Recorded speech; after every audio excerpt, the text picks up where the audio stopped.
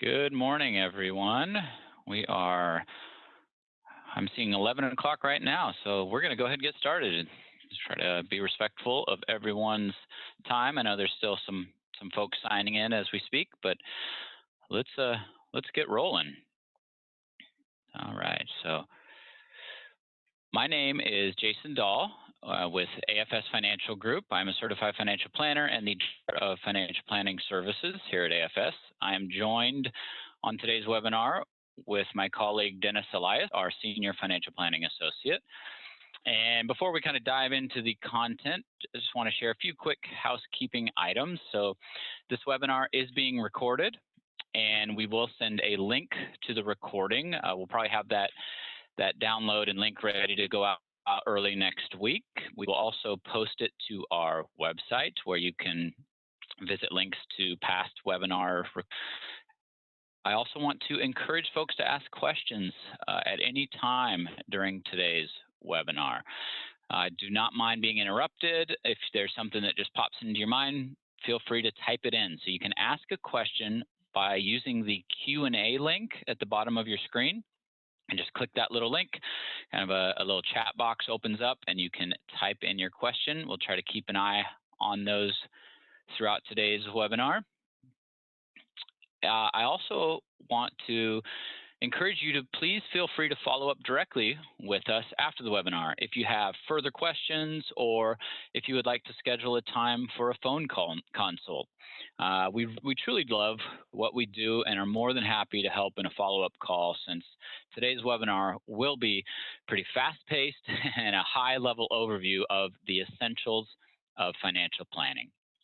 So our goal with today's presentation is to provide you with some of the essential tools to make wise financial decisions and to hopefully achieve greater peace of mind in your financial life. And the underlying theme throughout today's presentation is to take action. I guarantee you, and I realize that's a dangerous word in our business, but I guarantee you that for everybody tuned in today, there is going to be at least one item, probably more, but at least one item that you can take away and do something with to improve your own financial plan. I also always like to note that when we go through a complete financial planning process with a client, that is typically anywhere from an 8 to 12-hour initial process. So obviously, we're not able to help each of you with your full financial plan today, but as I said, I guarantee you will come out of here today with at least one nugget, probably more, that you can apply. And again, just to reiterate, feel free to follow up if you want to ask some additional questions or even want to just schedule a time to have a more in-depth phone consult while we are all working remotely. So in honor of National Financial Literacy Month, we are hosting this webinar to hopefully demystify some of the often bewildering ideas that folks have around the term financial planning. And so as we get started, I want to ask everybody to just think to yourself, take a moment to think, hey, what comes to your mind when you hear the term financial planning?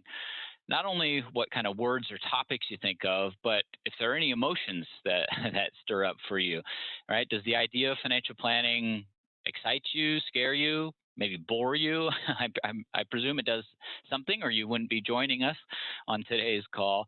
But it does. We often joke in our office that it seems that most people spend more time planning their vacations than they do mapping out their own finances. And in reality, we can't take those vacations without the financial resources and wherewithal to do so. And the other reality, right, we are kind of stuck at home here for a while, not able to take vacations. So, hey, what better time to focus a little bit of your energies and times on getting your own financial house in order. So with that note, I definitely want to wish everyone well. Hope everyone is healthy during these, I guess you could call them very strange times. Hopefully it's nothing more than a strange time for you and your family, and that everyone is doing well. All right, so today's presentation, we're going to spend a moment, kind of defining, thinking about the idea of what is financial planning, and then really kind of dive into sort of what we consider the four core components of financial planning. So we're going to spend some time on retirement planning, education planning, personal risk management / insurances, and then wrap up with estate planning. And as I pretty fast paced, we try to keep our prepared remarks to right around a half hour, allowing time for questions as well. So hopefully, we're under an hour, closer to 45 minutes in total here today. So like I said, we really are going to just touch on kind of some high level essentials, and then feel free to fire away questions or follow up with additional items afterwards. All right, so I think this slide just does a nice job of reiterating what I believe is kind of the core component, or at least the word that I think most often when I think financial planning, is that it's a process. It's not a once and done, right? You sit down, create a big document that maps out everything you need to do, and then call it good, right? Life happens, life evolves, and your planning needs to evolve with it. And so these are just kind of the 6 core steps, if you will, of the financial planning process, right? And as you can see, it's there at the 6th step: repeat as needed. So another quick note, I think everybody needs to ask themselves, hey, can I do my own financial planning? And the reality is some people do, and they do a fine job of it. However, I do think many people end up fooling themselves, right? Thinking they're handling their own financial planning, but in reality, they're merely, to use a popular DC term, kicking the can down the road, right? And so alternatively, many people do decide to work with a professional financial planner to ensure really that the proper attention is being paid to your financial life and your plan. All right, so let's get into retirement planning. Kind of the core concept really for many people's plans, and oftentimes it's the planning topic that causes the most anxiety, primarily because really none of us want to work forever. And additionally, no one wants to be in retirement and ever have the fear of running out of money, right? I will say, like, even if you're not sort of in that traditional retirement range, right? People often talk about the retirement red zone is a common term, for folks maybe like 55, 65. I'll say even if you're much younger than, to me, I think everybody desires to make work optional, right? Get to a point in their life, financially, personally, right, with their family, to have that ability to make work optional. So when we talk retirement planning, it really does apply to young folks, maybe first starting out in their career, all the way up to the folks that are, sort of in the tail end of their working career. But really, all these concepts apply equally to get to a point where you can make work optional, and as the slide kind of defines more formally, essentially to have enough income to maintain your standard of living for the rest of your life, regardless of how long you live. All right, so that's part art, part science, right? We don't know for sure how long we're going to live, right? And we know that life evolves and changes even once we're in retirement.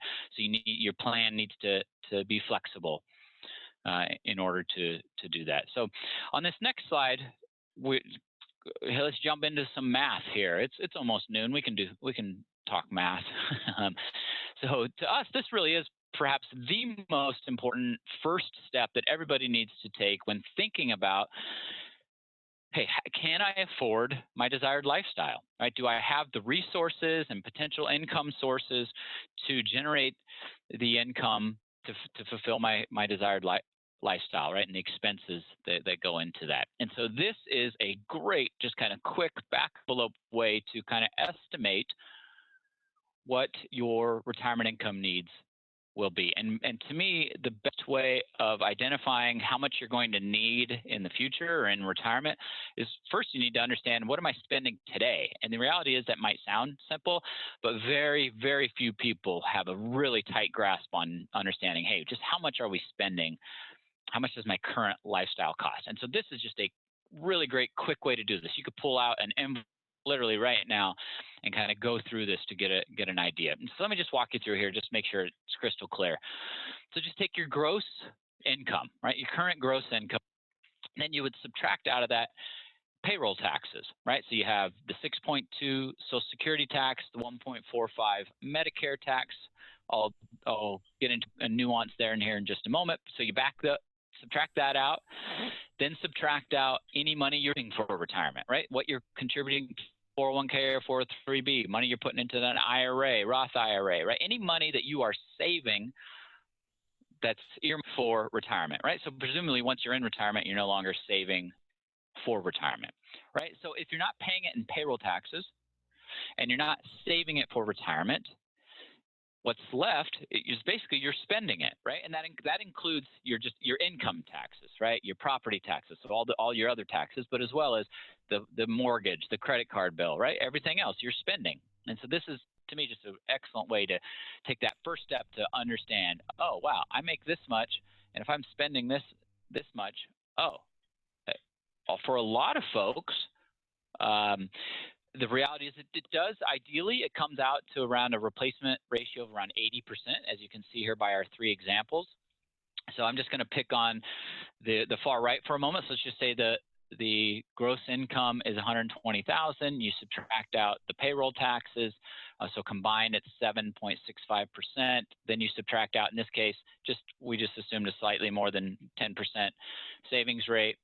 All right, and here's what you're spending.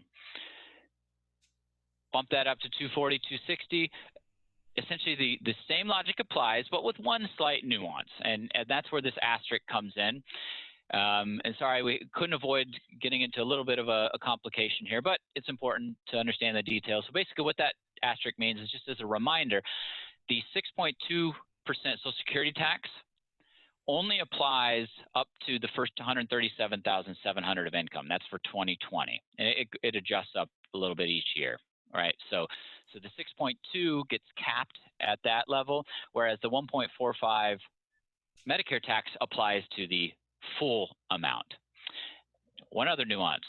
So if you think about that, if this was, let's just say, married couple in kind, it's 240, but let's say it's split evenly at 120, 120. Well, in that case, the Social Security tax would apply to all 240. But if this were just one person, then it would get capped at the 137.7. All right. If that doesn't make sense, free to follow up with me and let me know. Happy to walk that through in more detail. All right. So now we shift from sort of the how much are you going to need to how much do you expect to have, right? And retirement really is about finding a balance between those two sides of the equation. And so if we talk about how much you're going to have, right, what are the resources you have to cover your expenses in retirement? And there was a common analogy. It's not so common anymore, but I always like to harken back to it, of thinking about the three-legged stool of retirement. And those 3 legs were Social Security, a pension, and your own personal savings, right? So your 401k balance, your IRAs, your other personal savings accounts that you have earmarked to generate income from. So in today's world, for more and more people, it's really becoming a 2-legged stool, in that pensions are going away.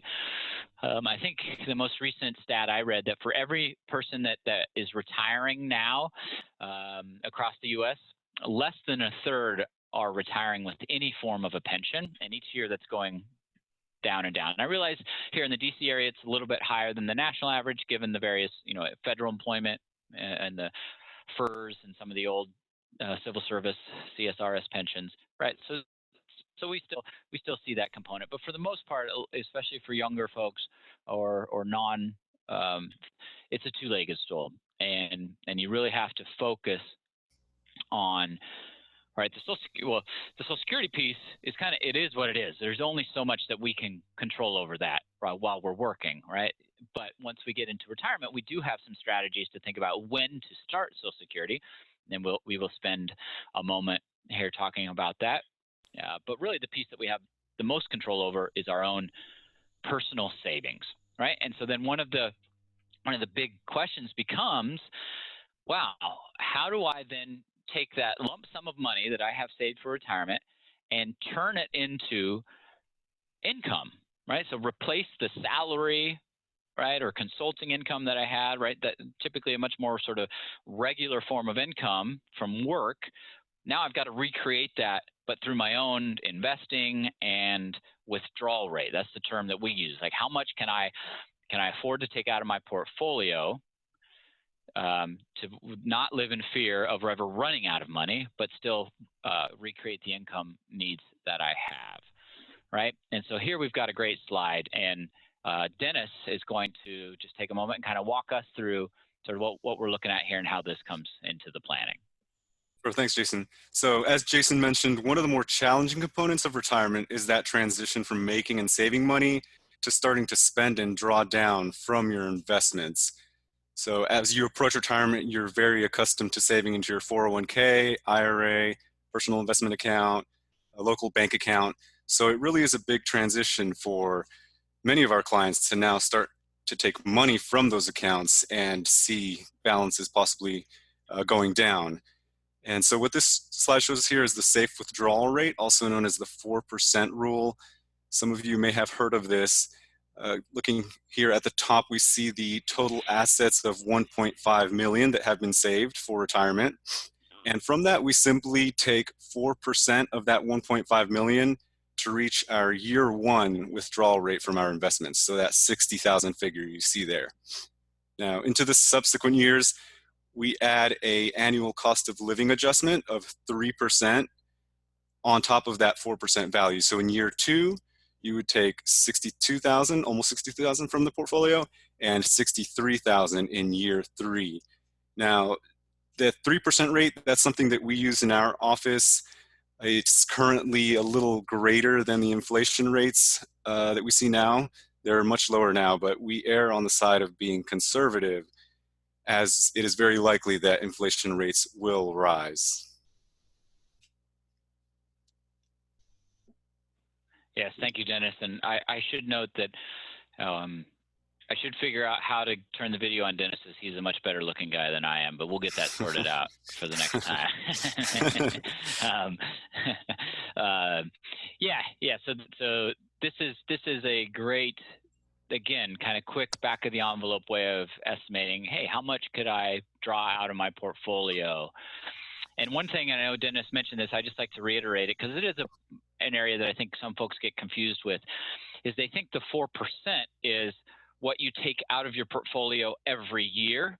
But technically, the way that the math works and all the back testing that went into kind of deriving the 4%, that is, as Dennis said, it's just the initial withdrawal rate, right? So that's sort of how you establish your baseline. So you take 4% of your total retirement savings portfolio, and then from there, the 4% is sort of irrelevant because now you're just giving yourself a cost of living increase above that. Great. All right, so let's move on here to Social Security. Social Security is one of Dennis and my favorite topics. We could talk on this for hours. In fact, we have a couple other presentations just on Social Security. So I want to emphasize that there's a lot more to it than what we're going to hit on today, because we just really have 2 slides today. But we really want to try to strike a couple sort of key points. One is just emphasizing how valuable Social Security is when it comes to your retirement portfolio and creating that stream of income.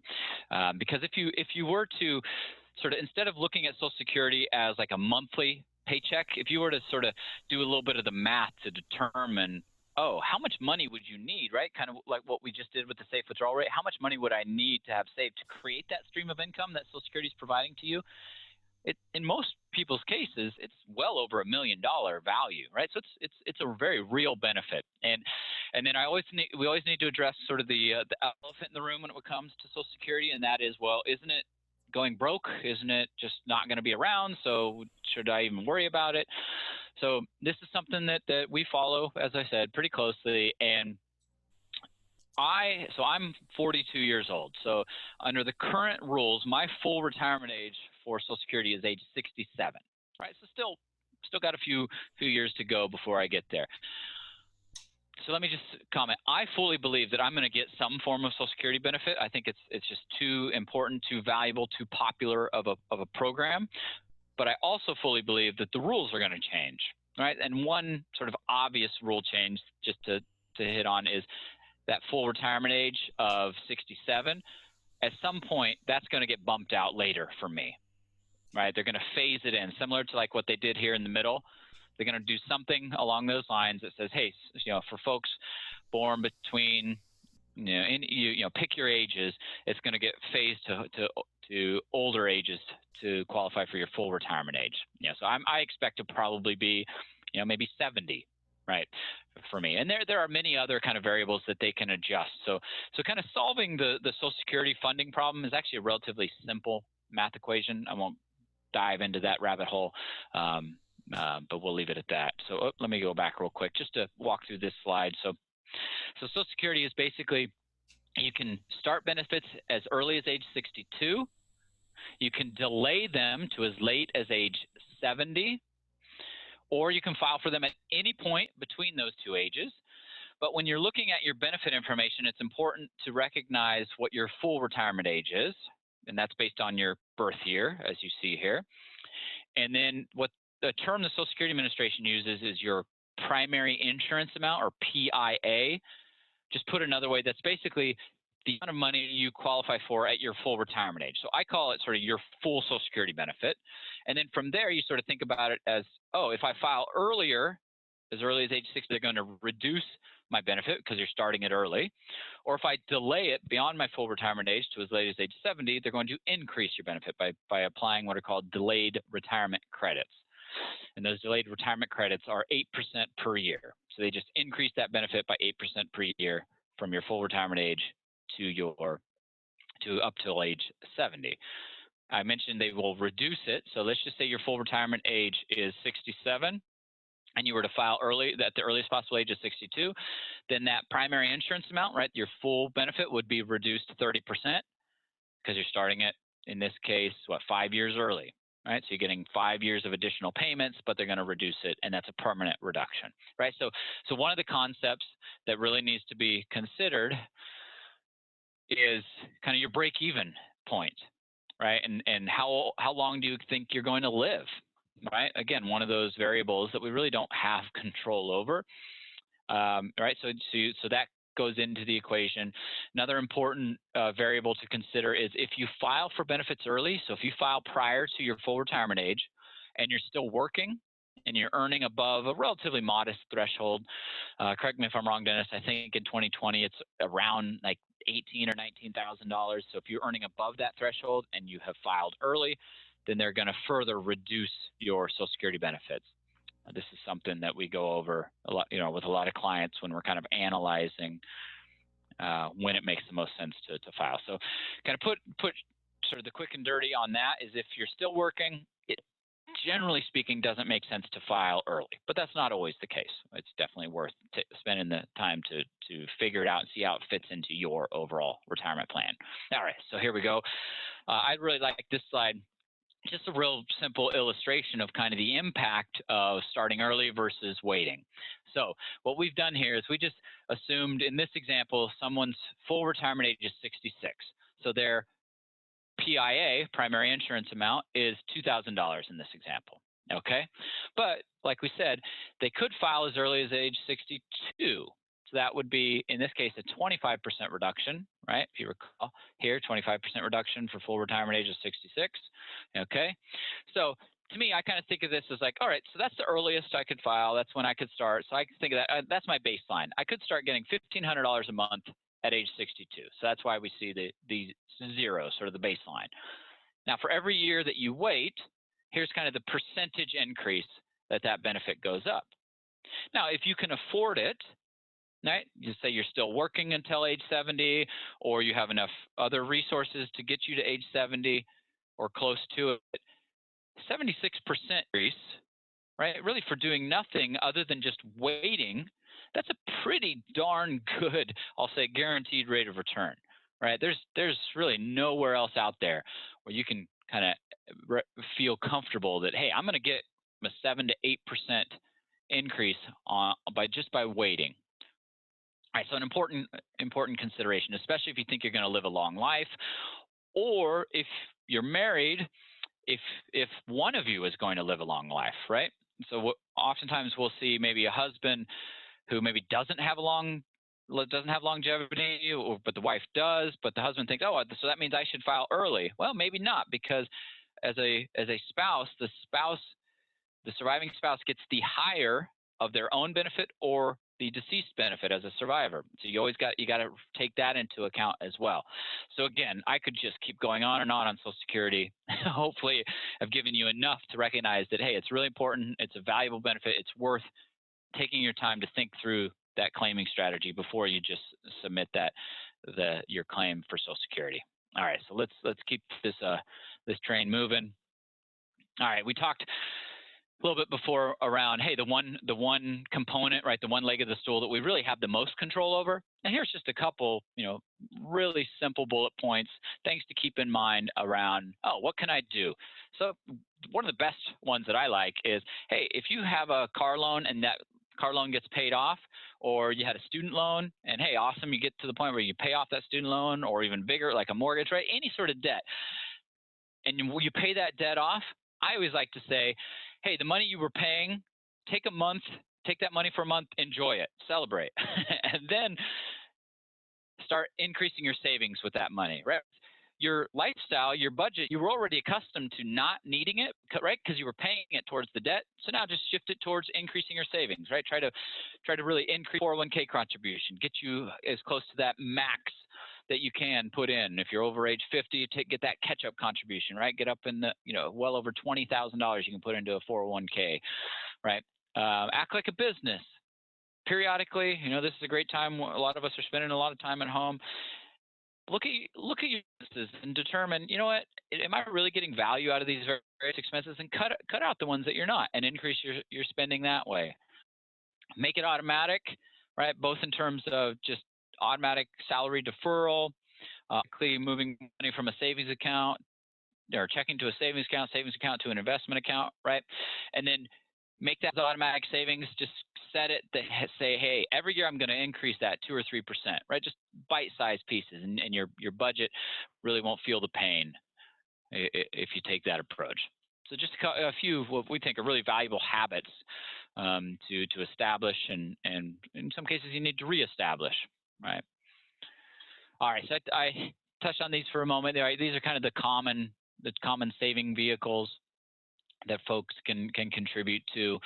Again, I'm not going to spend a lot of time here. I know we still have a lot of ground to cover on our other areas, but happy to save some more or comment on this more, and then we'll address some of the other questions we had too as we get there. All right. So here, let's just sort of wrap up our retirement income section. So now it's just sort of taking, all right, you did the back of the envelope calculation for how much you think you're going to need. Now let's do a quick back of the envelope calculation to determine how much you think you're going to have, and say, hey, are they in balance now there, right? So go to the Social Security website, ssa.gov, look up your benefit, see what that is, plug that in, add it to the 4% rule that Dennis walked us through, right? Hey, I'm about to have X dollars saved at retirement, take 4% of that, add those two together. Then if you have a pension, add that in there. Or maybe you think, hey, I'm going to have some part-time income for a while, or maybe switch and do have a little bit of income for a while, plug that in. Or maybe you have rental properties that generate income, plug that in, right? That's where the other comes in. Those things added together is just a simple estimated retirement income, and that's what we sort of walked through here. Hopefully that's pretty straightforward concept. Like I said, real quick way to get an idea of how on or off track you are for retirement. And then once you kind of go, then there's a lot of online retirement calculation tools to help start tightening the screws down. And then of course reach out to your financial advisor if that's us or someone else that you're working with to really hone in on that. All right, so let's come here to college or education planning. So as you look at these numbers, I guess I just sort of summarize it as college is expensive. As painful as some of these numbers are. I have a couple of young kids. I had to lock the door, keep them upstairs for now. But yeah, I look at these numbers and think about how the inflation has been over the years, and just think, wow, college is expensive. But that doesn't mean it's insurmountable, right? So we just sort of gave a quick summary of sort of what the numbers sort of look like, whether it's in-state. Obviously, this is just sort of a national average for in-state, out-of-state, and then private universities. And then traditionally, right, these numbers have almost without exception have inflated every year by 4, 5, 6, 7%. So that is an important consideration, definitely, when you're looking at college and how you're going to pay for it. All right, so let's talk about how you're going to pay for it here. What are some of the tools? So really, what has become by far the most popular and common tool for saving for retirement are the use of 529 college plans. I'll just give a quick overview. There are savings plans and there are prepaid plans. Savings plans are similar, kind of to like a 401k plan, where you open up an account, you save money into it every month, or you can put lump sums into it. There's an investment lineup of choices that you can choose to invest the money. There are conservative options, just like a money market, up to more aggressive options. There are bond funds, equity funds, so forth. There are target date funds, similar to what you see in your 401k plan. Then on the prepaid side, here's where essentially you lock in the cost of attendance today. All right, so the prepaid plans are on your in-state tuition bills, right? So if you're a Maryland resident, you essentially lock in the cost of tuition and fees at a Maryland State University, and you sort of pay that now. So essentially your rate of return on that is whatever the future inflation rates are, right? And how many years out you are from starting college. Whereas the savings plan, either one, you open them up. Every state pretty much offers their own savings plan or prepaid plan. The savings plan, you are not restricted to your own home state plan. The prepaid plans, you are. But having said that, you can use the value of either plan for in-state, out-of-state, or private colleges. And so we just put here on this screen the websites for the 3 local jurisdictions, DC, Maryland, and Virginia. And you can go direct to these sites to open up an account and fund it, or you can work with a financial advisor. We help a lot of clients open, fund, figure out how much you can afford, figure out how much you need to kind of reach your goal. And then recognizing that, hey, what you're saving, whether it's in the prepaid or savings plan, for a lot of folks may not be, enough to cover the full freight of paying for college, right? So you got to sort of, okay, well, maybe once the kids are in college, we'll divert a little bit of our just income from work to help cover it. Some folks access equity of a home, so say, hey, I want my kids to kind of have a little buy-in, a little skin in the game, so maybe they work some, maybe they take out some college loans. I always do like to point out, right, hey, every parent wants their kid to be able to graduate debt-free from college. But even if you do use some loans, right, that can serve a great learning tool for the kids to just learn about money, the process of applying for a loan, paying back. And then if you have the wherewithal, you can always help them pay those loans off later, right? So it doesn't necessarily mean that, hey, you're just leaving them with that burden, right? So a lot of variables can go into it. So Dennis, could you do me a favor here and walk us through some of the tax benefits for contributing to a 529 plan? Just give us those figures here for our 3 local jurisdictions. Sure, yeah. So for Maryland, and this is for the college savings plans, not the prepaid plans, the deduction in Maryland is $2,500 per beneficiary per year on your state income taxes. So that's per year by individual and up to $5,000 per year for a married couple. There is also a 10-year carry forward, so if you do contribute more than those amounts, you're able to deduct the excess for up to 10 years afterwards. In DC, that deduction is $14,000 per year by an individual, $8,000 for a married couple. The carry forward there is 5 years. And in Virginia, it's $4,000 per year per account with an unlimited carry forward. And Virginia, for those who are grandparents and over age 70, actually has a quirky rule that could serve to your advantage. So if you are 70 and above, you're able to get an unlimited state tax deduction in the year that you make your contributions into a grandkid's account. So for example, if you contributed $10,000, $15,000, $20,000, you could take that all in 1 year on your state income taxes. Yeah, clearly somebody had a friendly lobbyist who was over the age of 70 in For the state sure. of Virginia. We always joke about that. Yeah, so thank you for that. Yeah, so definitely just reiterating, the tax benefits are on your state return. These are not federal deductions, but they can be a really nice, valuable tool. And one kind of tip that we often see that gets overlooked.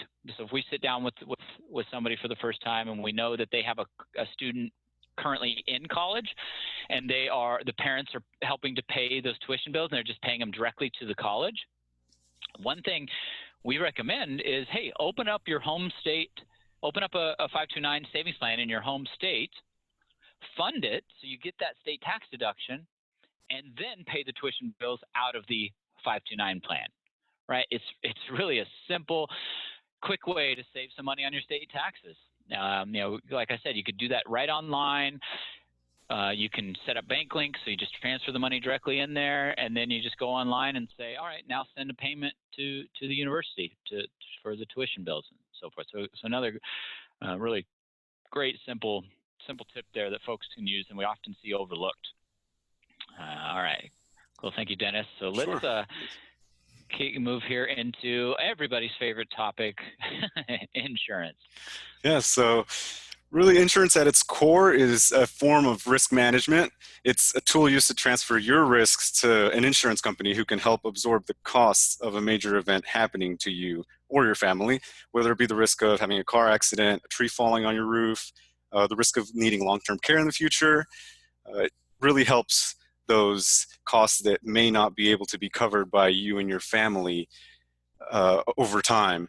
And so two of the best practices we recommend are that you review your coverages at least once a year or anytime there's a big change. So marriage, divorce, having a child, getting a raise, or retiring, those are all good times to review your coverages across all your insurance plans.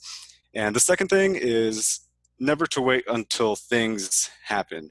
So I know one of the quotes that Alp and Jason like are from JFK, that the best time to replace the roof is when it's sunny outside. So always trying to look forward on things that will happen. Me personally, I'm 27. I decided to get a life insurance policy recently just because the rates are so cheap and it can cover me for a long time at a much lower rate than I would get in 5 or 10 years and still give me even some extra coverage for these first couple of years. So looking at this chart, it does a nice job of looking at the ladder of insurance needs throughout life. So starting off, for someone like me who's 27, single, few responsibilities, not a big need for life insurance. As you start to settle down, get a house, get a mortgage, have children, your need increases, and as those children transition into college, you really need that college savings, you need the spousal support, and the income protection for your retirement needs. So that is really the height of when you need your insurance coverages. It's always better to start early. So really kind of when you start to settle down and buy a home, thinking about those things far in advance to get to where you want to be. There's another quick back of the envelope calculation is just taking 70% of your income and multiply that number by the number of years you expect to keep working. So if you make $100,000, you are 45, expect to retire at 65, you just multiply 70,000 by 20, and that gives you a rough guesstimate of your insurance needs. Yeah, to replace that future lost income, which for a lot of folks, right, is their most valuable asset, future income. Yep. And the reason why, just to jump in there real quick, the reason why we kind of use 70%, you might be asking yourself, why not replace your full income? And typically it's because your income is taxable, whereas life insurance proceeds come in tax-free, and that's kind of why it's less than 100%.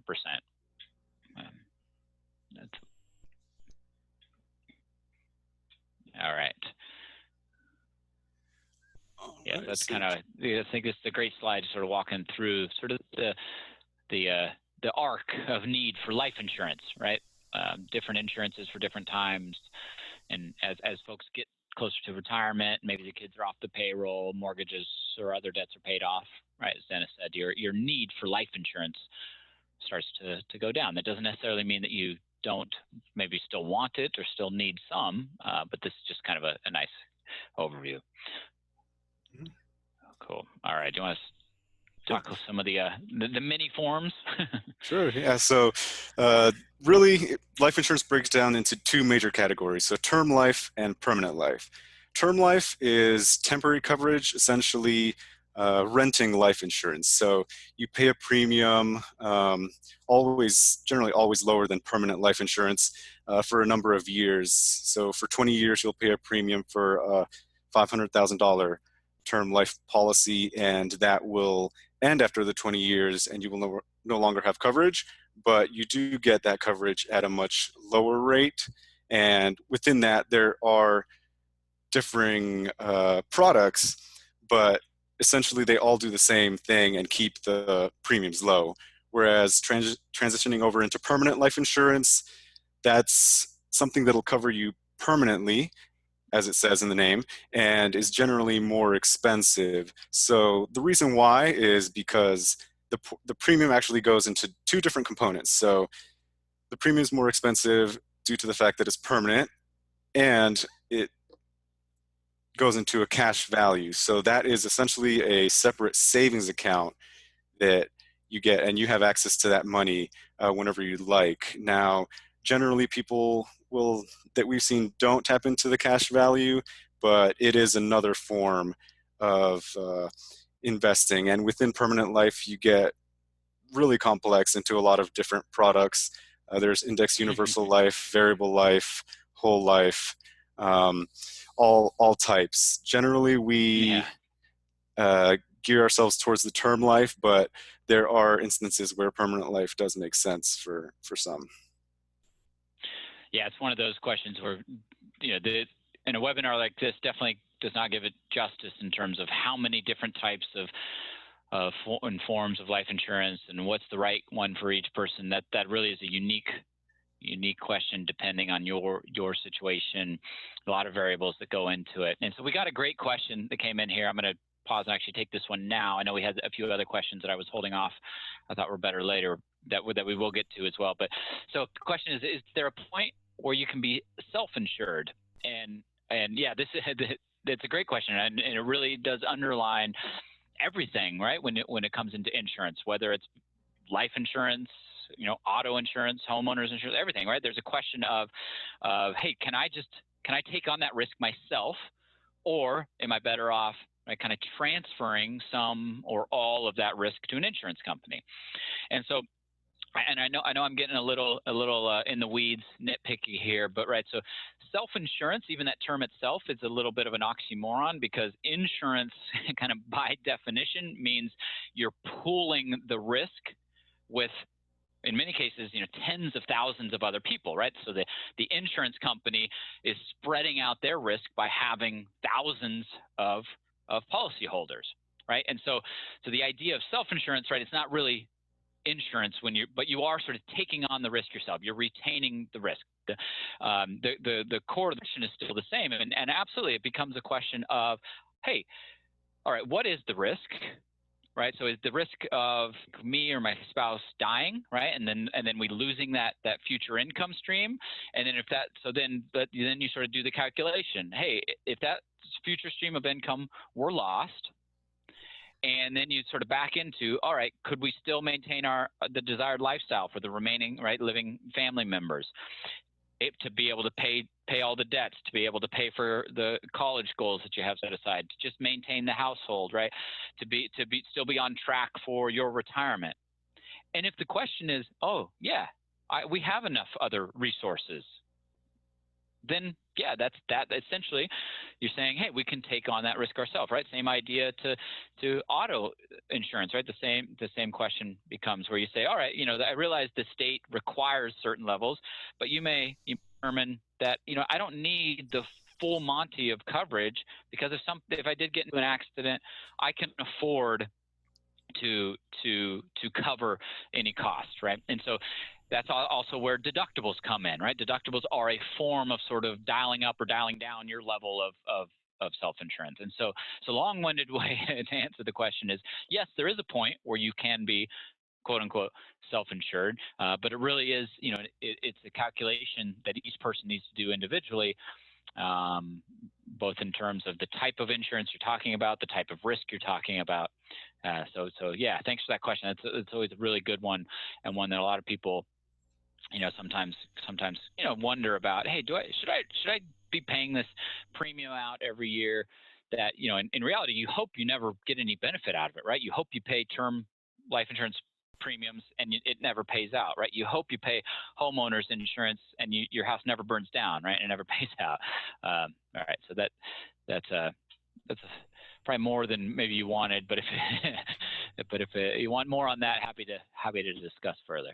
So thanks for that. All right, Dennis, Yeah, do you want to share with us a little? Yep. Yeah. And yeah, just another thing on that before choosing to drop any coverages or make any changes, it's always good to talk to your insurance professional. I know that's something that we do for our clients. So always crossing the T's and dotting the I's to make sure that there's nothing you're missing. And before I'll say, it's a great point, before you cancel any life insurance policy, it's always a good idea to, go have that physical, get that checkup to make sure. I know it's sort of morbid, but just to make sure that, hey, you're in a good bill of health before you cancel any life insurance policies. Yep. Yeah. So jumping into disability, similar to life insurance, some people argue that it may be more important than life insurance. This is definitely true for younger folks.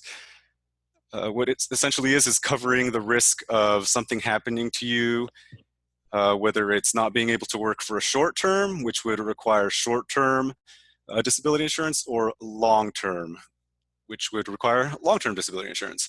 A few main points to point out here is making sure what kind of coverage you're getting, whether it's own occupation or any occupation. Own occupation means that you are covered as long as you cannot do the job of your own occupation. And then any occupation covers you if you're not able to do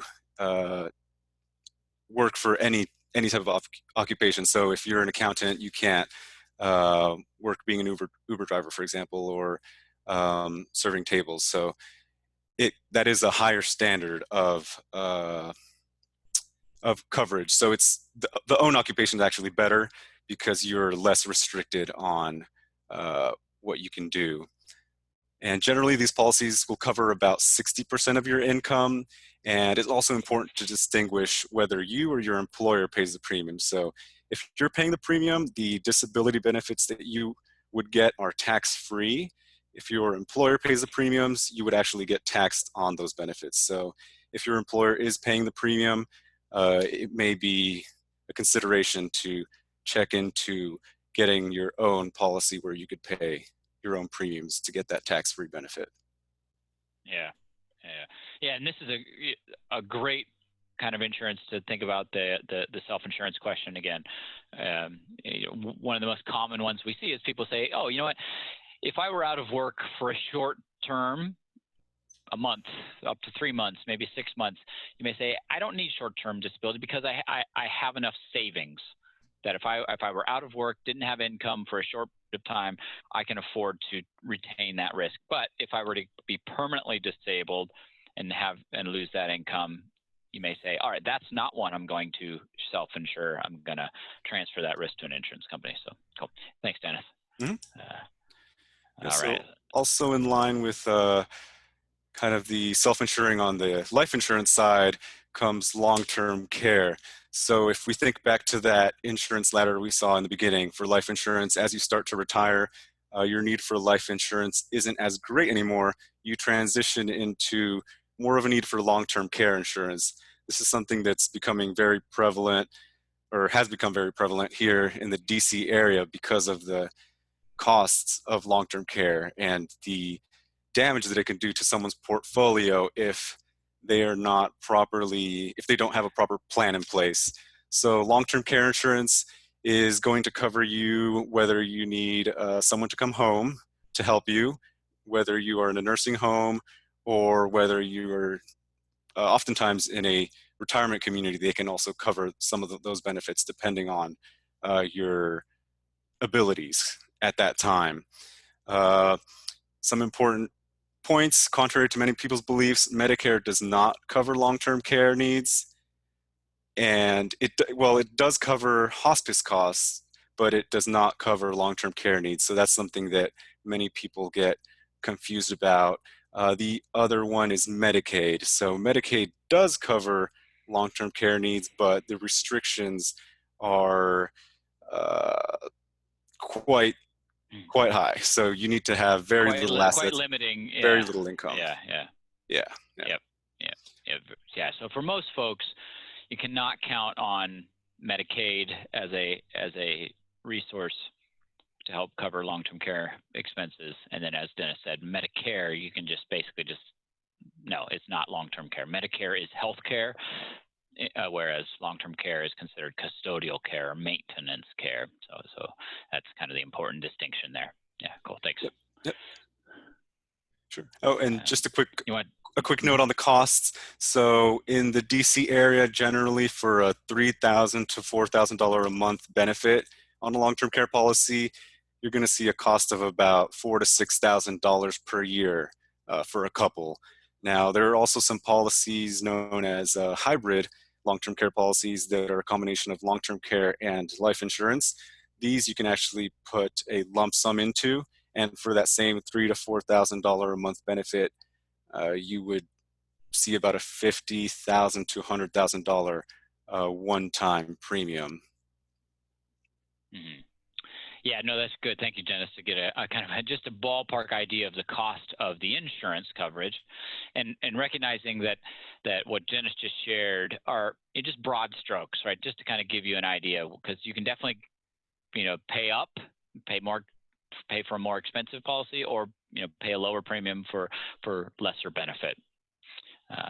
But that's something where you just need to run quotes, right, and kind of look at it and see what's affordable in terms of premium, and what's in an alignment with kind of a meaningful benefit that you or your loved ones may need.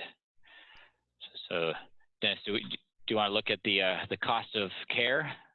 Sure. Mm-hmm. All right, yeah, and so this, it's kind of why the insurance is so expensive. Yeah, so if you look here, starting from the top in the DC metro area, for someone to come to your home and help you, you're looking at a cost of about $55,000 per year. If you're going into a assisted facility, you're going to look at around $60,000, and a private room in a nursing home is $150,000. So very, very large numbers here. So a lot of people, this is becoming a big concern because of the costs and the damage that it could do to one's portfolio. So hedging a little bit of that risk with the long-term care policy can oftentimes make sense. And with, just to reiterate, with the long-term care policy, you're not looking to cover the full $150,000, but just hedging a portion of it, and with the thought process of using your portfolio to cover what's left. Yeah, that's a great point. I just want to kind of add to that briefly. Is for most folks, the cost of the insurance, the premium, is kind of unaffordable to be able to say, hey, I want to be able to have the full coverage to cover private room in a nursing home in kind of a DC metropolitan area, where what most folks do is just what Dennis said, is they say, all right, I'm going to kind of hedge that bet, self-insure a little bit of it, but also transfer a little bit of it to an insurance company by buying a policy. And so again, that's one of those things where it's really valuable to work with somebody to say, all right, let's look at different quotes, different benefit levels, how that kind of fits into your overall financial plan. All right, so reiterating how all these components are intertwined and that we're running through here quickly. All right, Dennis. Yep. And should we wrap up here? And sure, I'm going to look at a question while you do that. Perfect. Yep. So finishing off here with liability insurance. Now, this is coverage that's going to go on top of any coverages that you already have. Generally, this is going to go on top of auto and home insurance. So your auto and home insurances are capped at a certain point. The liability insurance, also known as umbrella insurance, is going to cover any costs in excess of that. So if there were a major event to happen at your home where you need to pay out of pocket above the limit, this would help cover that gap in coverage. This is something we recommend everyone look at. The costs are actually fairly reasonable for the amount of coverage that you get. Yeah, especially for folks. I mean, it typically makes sense for almost anybody, but especially if you have, been able to accumulate some good assets. It's unlikely, right, that something happens where these kinds of policies are able to have, and that's why they're relatively cheap. Usually just a few $100s a year to be able to get $1 million, $2 million, maybe even more of coverage. I will just note that if you have teenagers, right, that are driving and are on the auto policy, just like your auto policy premium will go up as a result of that, the umbrella policy is more expensive during that time as well. Hey, so just going back real quick, got a great question here on the long-term care insurance. And at what age should someone get a long-term care policy? So I'm just going to jump on that real quick. So again, broad strokes, generally speaking, where most people get serious about a long-term care insurance policy, I'll say is probably between ages 55 and 65. And that's partly because as we looked at that chart earlier of the arc of life insurance, right? As your need for life insurance kind of goes down, as the kids get out of the house, off the payroll, right? Your debts are now getting paid down, hopefully, right? You're getting closer to retirement, so the income replacement need goes down. Well, as that is going down, the need for long-term care insurance starts to rise, right? So some folks sort of look at it as, all right, now I can afford the long-term care insurance because some of these other expenses are going down. Having said that, you don't have to wait till you're 55 to get serious on long-term care insurance. Everybody's situation is unique, and we definitely have worked with clients in their 40s who say, I want this, I can afford it now, and I want to lock it in at a low price because I'm young. We have folks who, if you're in your 70s and still healthy, we've been able to place policies. I will say, given all of the kind of the turmoil in the financial markets and how that has kind of hit with the insurance companies, a lot of the long-term care insurers right now have put on hold any new policies for folks 70 and above. So if you're in your 60s and are thinking, hey, I want to look at this, I'll say now's the time to do that because it's getting much more restrictive for folks who, once they hit 70, to even if you're in amazing health, some of the insurance companies are just saying, we're just not doing it right now. All right. Well, let's move to our final topic of the day and get to the last couple of questions I know we had come in. So estate planning, it is an essential to your overall planning. And just to debunk one of the myths that I think some people sort of fall into this trap where they hear the estate planning and they think, oh, that's only for the ultra wealthy. Well, no. Estate planning is having a durable power of attorney for healthcare decisions or financial decisions. That is estate planning, right? And everybody should have a will, so estate planning is for everybody. All right, so we just have on the slide here just a bullet points of some of the key basic components of an estate plan. A will, as I said, everybody needs one.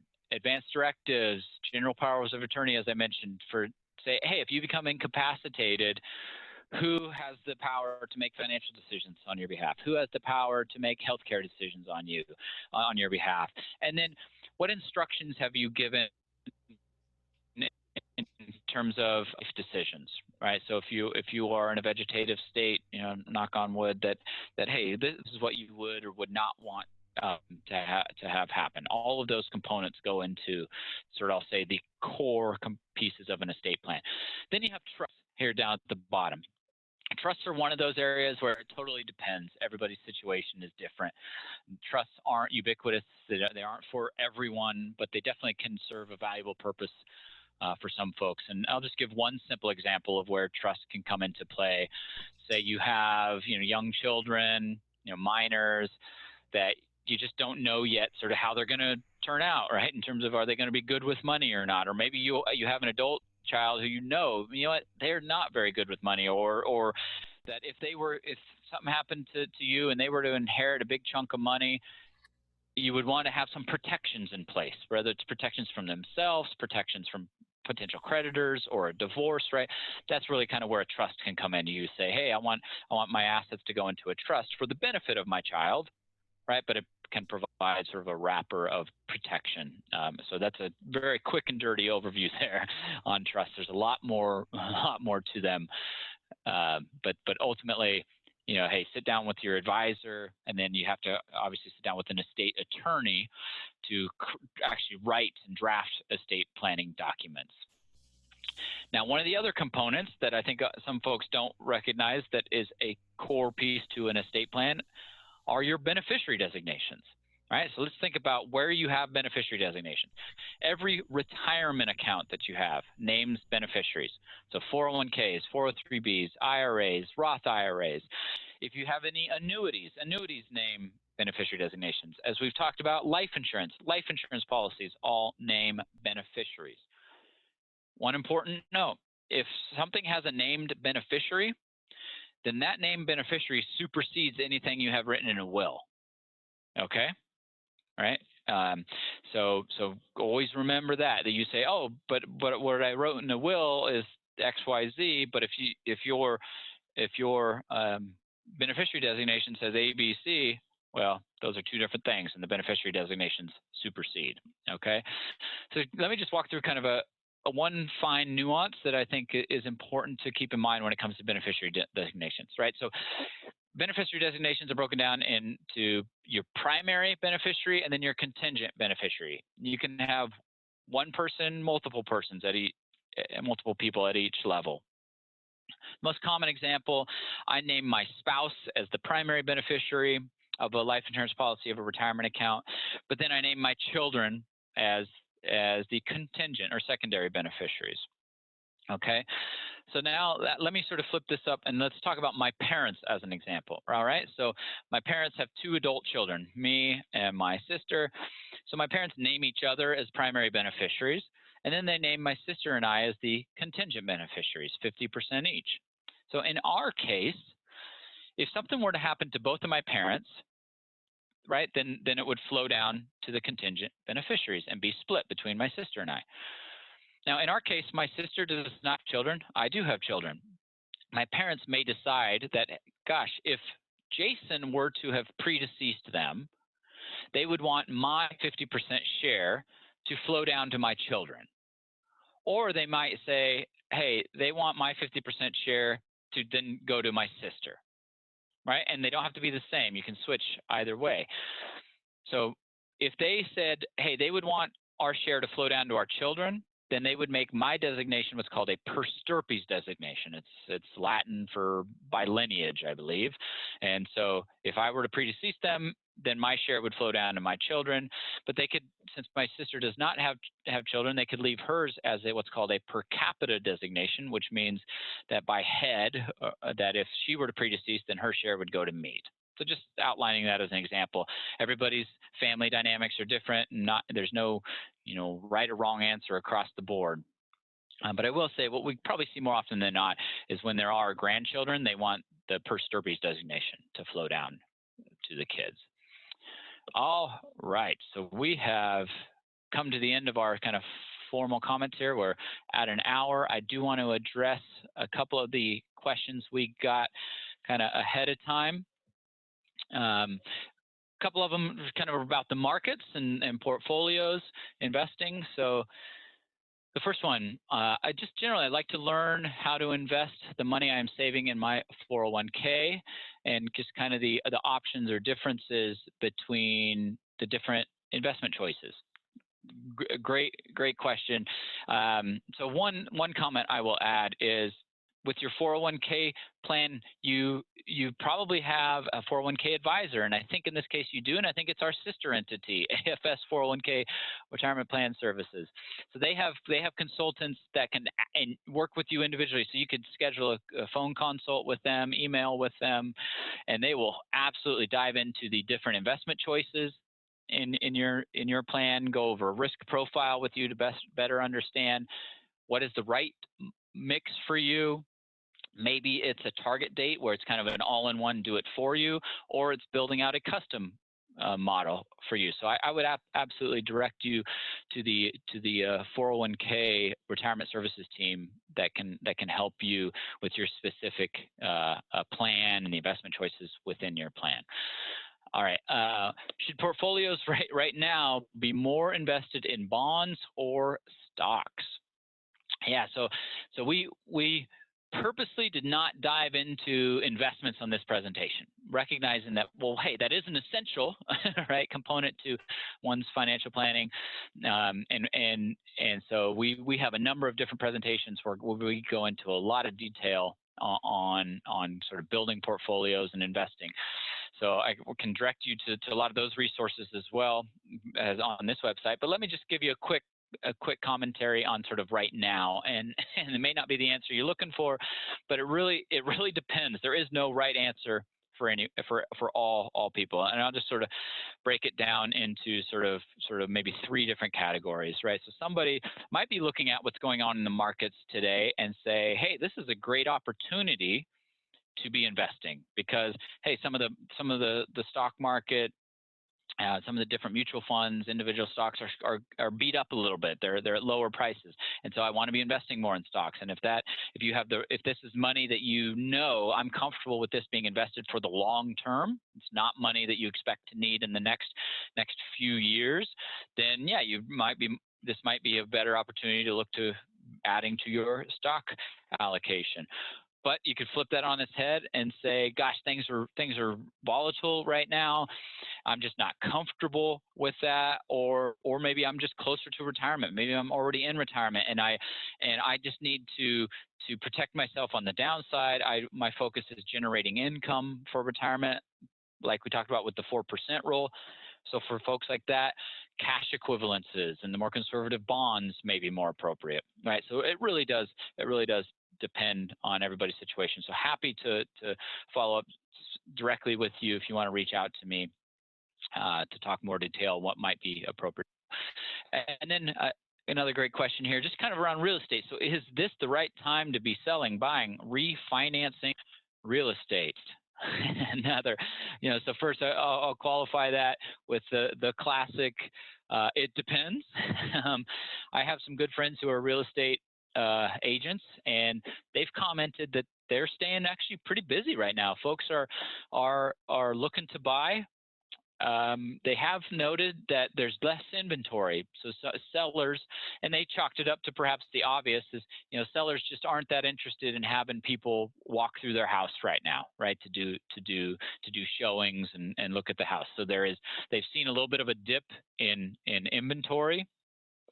So supply demand, just sort of generally speaking, hey, if you're a seller right now, that could play to your favor, especially if you have a house that's maybe empty and you're not worried about people coming in to look at it.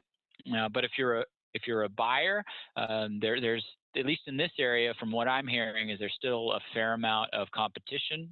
Folks looking to buy, and then of course the other big piece to that is interest rates, right? How much does it cost to borrow money to buy a place? And interest rates have been interesting lately. While rates have stayed, historically they've stayed low in recent weeks and months. But we've seen some kind of bizarre spikes up in interest rates. But if you're looking to buy something that you want to live in or hold and own for a long time, now in terms of interest rates is maybe it's not the bottom, maybe they get a little bit lower, right? It's similar to buying stocks. You never know exactly when the bottom is, but hey, if it's something that you're looking to buy and hold for the long term, it's about finding that right deal for you. So hopefully that helps shed a little bit of light. I know we've run over. We had some great questions as we covered a lot of material. So I'm just gonna wrap it up here. Just as a reminder, we will have this recording available. Please follow up.